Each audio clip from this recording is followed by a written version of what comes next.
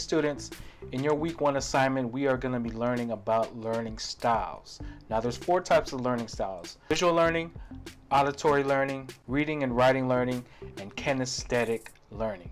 In college, we're going to be learning and being taught a lot of new things, and some of those things that we're being taught are going to be pretty hard. So sometimes you have to pull out your auditory learning, sometimes you have to pull out your kinesthetic learning, sometimes you're good at reading and writing on certain subjects, so you have to pull that out. Now, before you watch the videos, I don't want you to think of learning styles as all or none, which means, oh, I'm a visual learner, so I only learn visually, or I'm an auditory learner, so I only learn auditorily.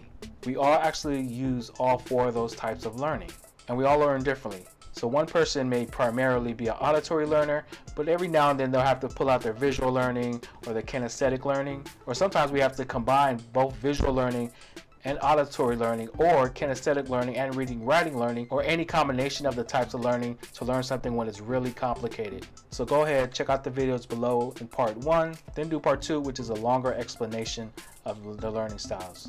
In part 3, I'll have you do 3 self-assessments. One of the self-assessment is going to let you know what type of learning style you have. The second assessment will let you know what type of student you are, and the third assessment will let you know what types of study habits you have. So again, do parts 1, 2, and 3, and I'll come back to you with another video in part 4 and show you how to submit your assignment. See you soon.